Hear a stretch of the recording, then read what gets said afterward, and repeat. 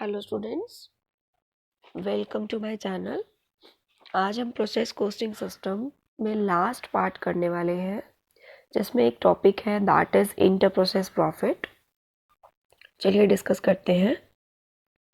In so many organizations, the management may decide to transfer the product of one process to the next process, not to the cost of production but at the market price or by adding profit in the cost.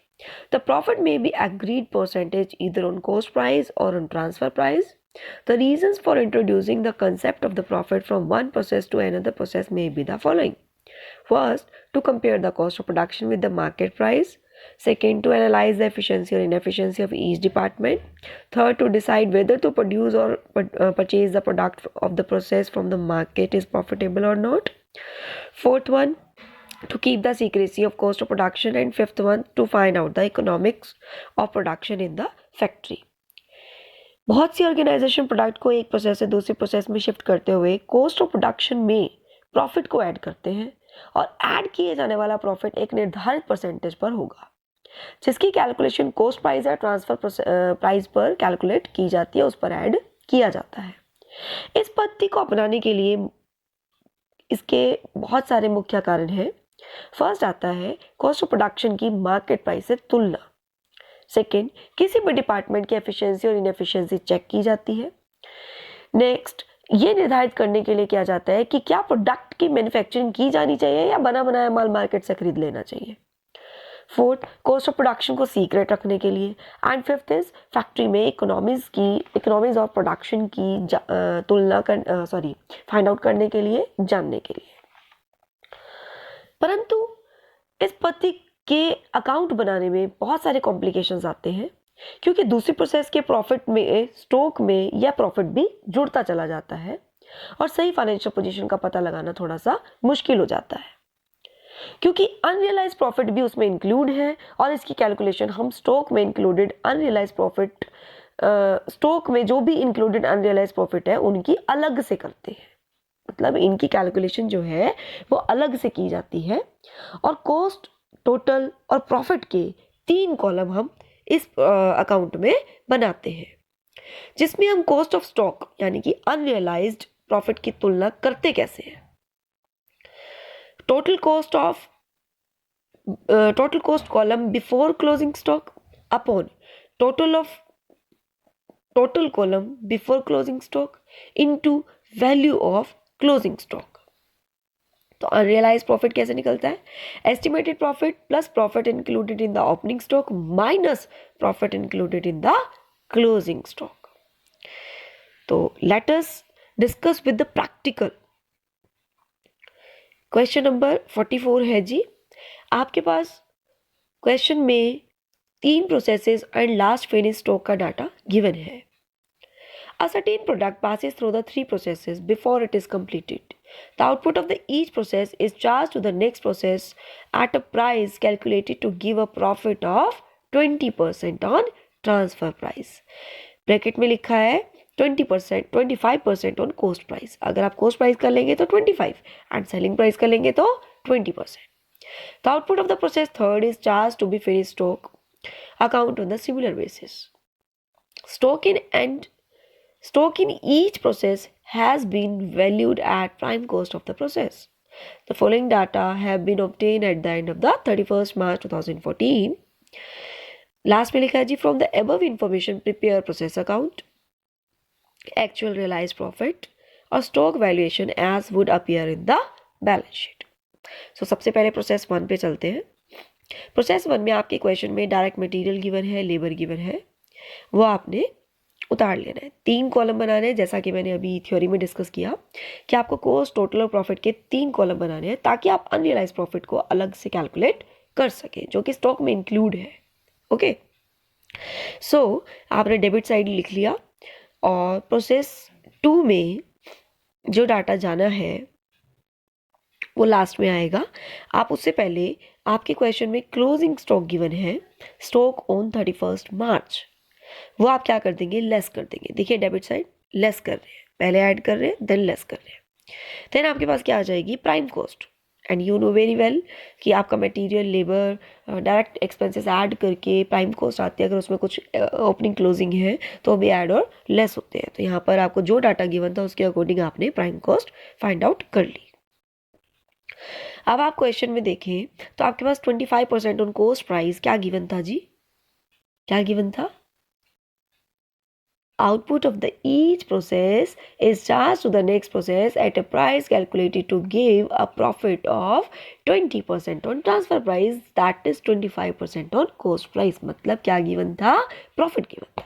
ठीक है, सो आप क्या करेंगे? 25% on coast आप अपना profit find out कर लेंगे।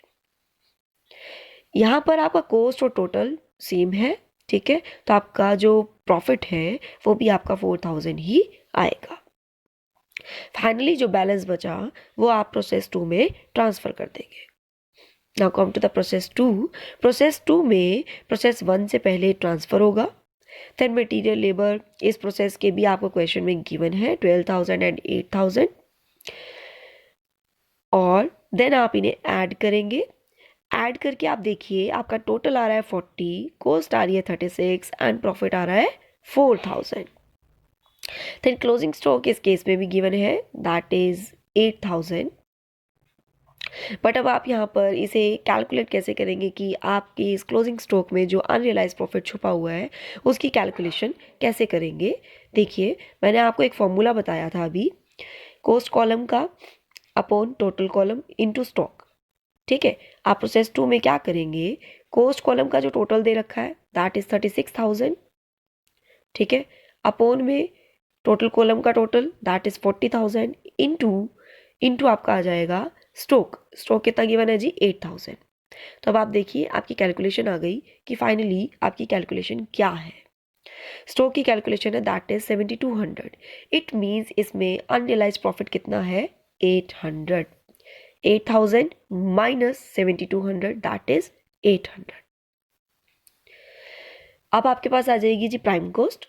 Prime cost के बाद आप अगेन 25% ऑन कॉस्ट अपना प्रॉफिट ऐड कर देंगे। तो जो बैलेंस बचेगा वो प्रोसेस 3 में जाएगा। प्रोसेस 3 में आएंगे, सबसे पहले मटेरियल लेबर ले लेंगे जैसा कि क्वेश्चन में गिवन था। आपका इस केस में भी क्लोजिंग स्टॉक गिवन है दैट इज 12,000। अभी भी आपको सेम फॉर्मूला यूज करना है, total of cost column upon total of total column into आपका ये स्टॉक 12,000, सॉरी हाँ ये वाला स्टॉक 12,000। ठीक है, आपका 12,000 स्टॉक आपने मल्टीप्लाई कर देना है। तो जब आप मल्टीप्लाई करेंगे तो आपके पास अमाउंट आएगी 9760। इट मीन्स माइनस करें तो आपके पास प्रॉफिट कितना आता है? 2240। लास्टली आप प्रॉफिट में प्राइम कॉस्ट का प्रॉफिट 25% कैलकुलेट कर लेंगे। उन्होंने बोला था जो थर्ड प्रोसेस है वो फिनिश स्टॉक की तरफ ट्रांसफर होगी, एक तरह से फिनिश स्टॉक होगा।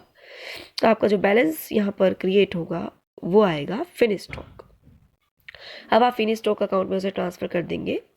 देन आप क्वेश्चन में चेक करें तो फिनिश स्टॉक की क्लोजिंग स्टॉक गिवन है दैट इज 6,000। ठीक है, यहाँ पर भी पहले आप अपना कैलकुलेट करेंगे कि अनरियलाइज प्रॉफिट कितना है। कैलकुलेशन का same way, cost column upon total column into stock. ठीक है, आप निकाल लेंगे तो आपके पास कैलकुलेशन करके आएगा 3904। आपका जो बैलेंस बचेगा वो क्या होगा? Unrealised profit. अब आप लास्ट में देखें तो आपके पास sales during the year given थे दैट इज 72,000।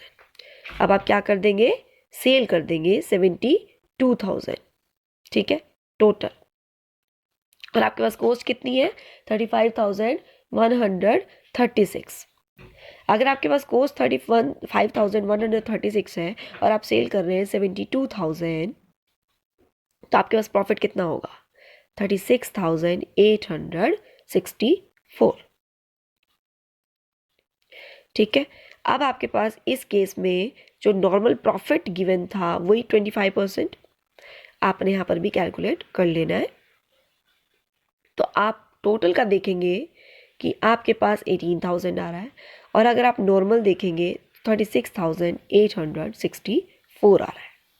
ठीक है, फाइनली आपका क्वेश्चन ओवर है।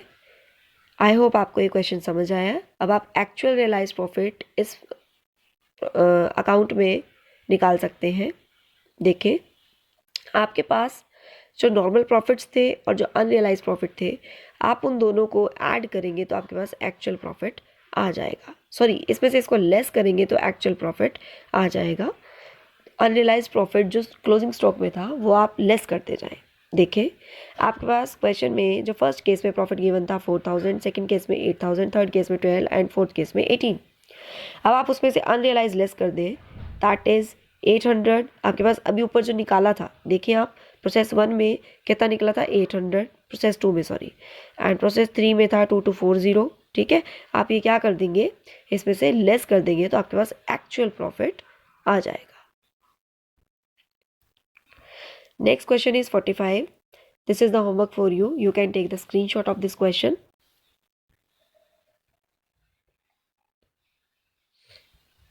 Question number 46. This is also the homework for you.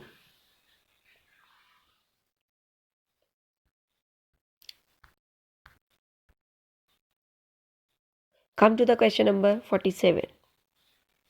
The cheap sweets divides in its output in the process A and B. After leaving process B, the product is passed into finished stock. कहता है B के बाद आपने इसे finished stock में transfer कर देना, पास कर देना है। The output of the process A is transferred to the process B at a price which gives process A at a profit 25%. Thereon, the output of the process B is transferred to the finished stock at a price which gives the process B at a profit 20% thereon. The following information is provided. आपके पास information given है। First आपके पास opening stock given है, material, labour तीनों add होंगे और closing stock आपका क्या होगा, माइनस होगा। ठीक है, आपके पास क्वेश्चन में फिनिश स्टॉक 10,200 1/1/2014 को थे एंड 6,200 31 दिसंबर 2014 को थे। लास्ट लिखा हुआ है सेल्स ड्यूरिंग द ईयर 68,400 है। Reserves in the opening stock process B के 350 हैं, फिनिश स्टॉक 3430 है।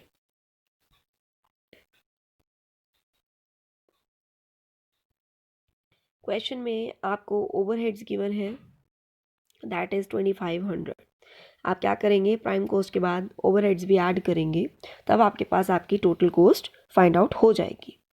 अब आप क्वेश्चन में देखें तो प्रॉफिट 25% ऑन सेल्स गिवन था, यानी कि ट्रांसफर प्राइस।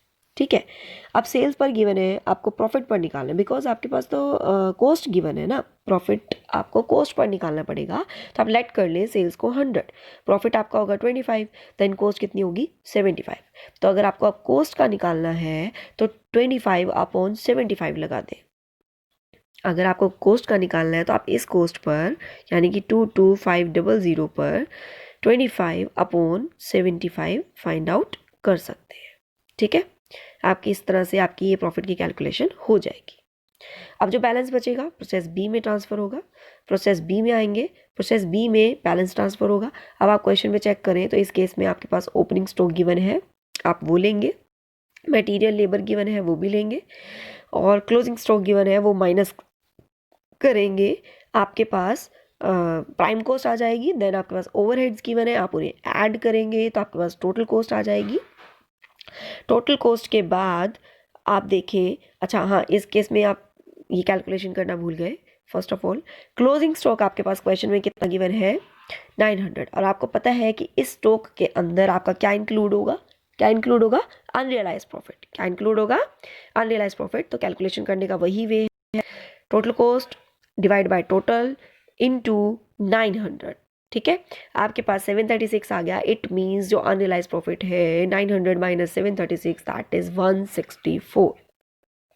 आई होप आपको ये पॉइंट क्लियर है। इसी पॉइंट के लिए क्वेश्चंस कराए जा रहे हैं, अदरवाइज क्वेश्चन बहुत इजी है जैसे लास्ट क्वेश्चंस हुए। ठीक है, अब फाइनली आपके पास ओवरहेड्स के बाद टोटल आ जाएगा। टोटल में आपने क्या करना है, प्रॉफिट ऐड करना है। सेम वे आपके पास प्रॉफिट गिवन था 20% ऑन सेल्स। 20% अगर सेल्स पर था तो आपको कॉस्ट का, यानी कि कॉस्ट आपके पास 80 है, 100 अगर हम सेल्स को लेट करते हैं, प्रॉफिट 20 है, और तो इसका मतलब कॉस्ट 80 है, तो आपको 44,000 इंटू 20/80 करके कैलकुलेशन कर लेना है। ठीक है। फाइनली जो बैलेंस बचेगा वो फिनिश स्टॉक में जाएगा। अब आप फिनिश स्टॉक आगे देखिए। सबसे पहले फिनिश स्टॉक का ओपनिंग गिवन था, प्रोसेस बी से ट्रांसफ़र हुआ, देन आपके पास टोटल आया, देन लेस करेंगे क्लोजिंग स्टॉक। यहाँ पर भी क्लोजिंग स्टॉक जो गिवन है उसमें अनरियलाइज प्रॉफिट है, उसकी कैलकुलेशन आप कैसे करेंगे, 43,084 डिवाइड बाय 65,200 इंटू 6,200। आपके पास 4097 आ जाएगा, माइनस करके आपके पास प्रॉफिट 2103 आ जाएगा। लास्टली आपके पास सेल्स गिवन है क्वेश्चन में, आप सेल करेंगे, ठीक है। सेल्स गिवन थी 68,400, आप सेल्स करेंगे। कोस्ट आपके पास 38,987 आ चुकी है, तो फाइनली प्रॉफिट माइनस करके आपके पास 29,413 आ जाएगा, ठीक है। आई होप क्वेश्चन आपको क्लियर है। अब आपके पास 48 क्वेश्चन इज द होमवर्क, आप स्क्रीनशॉट ले लें। 49